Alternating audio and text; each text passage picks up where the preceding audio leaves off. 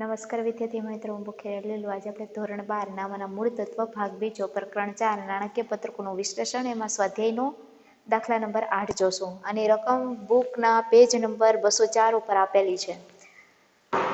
અને કલ્પનાના કંપની લિમિટેડના નીચે આપવામાં આવેલા તુલનાત્મક પત્રકની ખૂટતી વિગતો શોધો. હવે માત્ર છે આપણે ખૂટતી વિગતો ગોતવાની છે.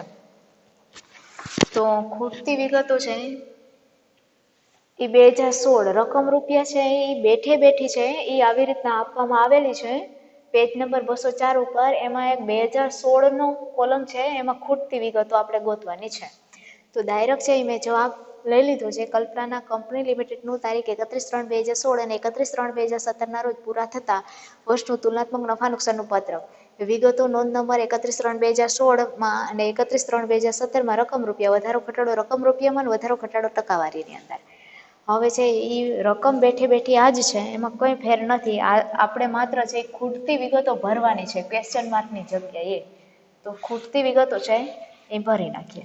સૌથી પહેલાં તો વેચાણની ઉપજો અહીંયા છે એ 15 લાખ છે અને વધારો ઘટાડો 5 લાખ છે.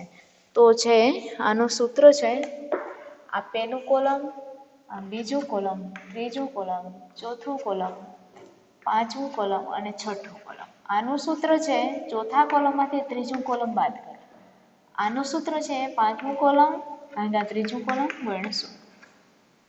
હવે છે એ આ કોલમ આપેલું છે અને આ કોલમ આપેલું છે. ચોથા કોલમમાંથી ત્રીજું કોલમ બાદ કરીએ એટલે આપણે પાંચમું કોલમ મળે છે. તો સૌથી પહેલાં તો છે એ પ્લસ કરીને ટ્રાય કરી લઈએ.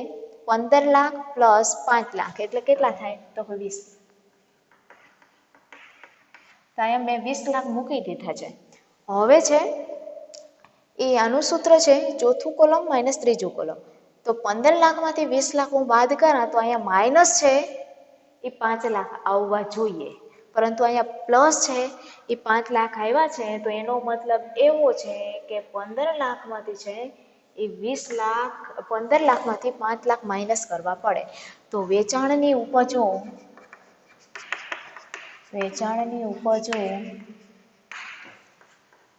15 લાખ માઇનસ 5 લાખ બરાબર 10 લાખ. અહીંયા છે હું 10 લાખ મૂકું છું, 10 લાખ. હવે જોઈએ, ચેક કરી લઈએ. 15 લાખમાંથી 10 લાખ બાદ કરીએ એટલે પ્લસ 5 લાખ આવી ગયા. એનો મતલબ એવો કે સળંગ છે એ રકમ રૂપિયા છે એ માઇનસ કરવા પડશે. તો 7,20,000માંથી 1,20,000 છે એ માઇનસ કરું એટલે 6 લાખ. ત્યારબાદ અહીંયા ડેશ છે અને અહીંયા ડેશ છે, તો 1,50,000 માઇનસ 1,50,000 એટલે 0. ત્યારબાદ છે 1 લાખમાંથી 50,000 બાદ કરું તો અહીંયા 50,000. ત્યારબાદ છે 9,70,000માંથી 1,70,000 બાદ કરું એટલે અહીંયા 8 લાખ.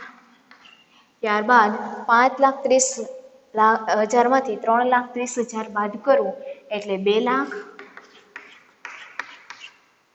1,59,000માંથી 99,000 બાદ કરું એટલે છે એ 60,000 આવશે. ત્યારબાદ 3,71,000માંથી 2,31,000 બાદ કરું એટલે 1,40,000 આવશે. સૌથી પહેલાં તમારે ધ્યાન શું રાખવાનું છે કે અહીંયા છે આ બેયનો પ્લસ કરવાનો છે કે આ બેયનો માઇનસ કરવાનો છે, પહેલું છે એ જાણી લેવાનું છે. હવે જે ફરીથી એકવાર લઉં છું, 15 લાખ પ્લસ 5 લાખ એટલે 20 લાખ. માનો કે અહીંયા 20 લાખ મૂકું તો આનું સૂત્ર છે શું છે? ચોથા કોલમમાં ત્રીજું કોલમ બાદ 15 લાખમાંથી 20 લાખ બાદ કરું એટલે માઇનસ 5 લાખ આવે. તો અહીંયા માઇનસ છે એ 5 લાખ આવતા નથી, પ્લસ 5 લાખ આવે. હવે છે એ માઇનસ કરીને જોઈ લઉં તો 15 લાખમાંથી 5 લાખ માઇનસ કરું એટલે 10 લાખ. તો 15 લાખમાંથી 10 લાખ માઇનસ કરું તો પ્લસ 5 લાખ આવી ગયા. એનો મતલબ એવો કે સળંગ છે એ પહેલેથી છેલ્લે સુધી છે એ રકમ રૂપિયા માઇનસ કરવા પડશે. થેન્ક યુ વિદ્યાર્થી મિત્રો.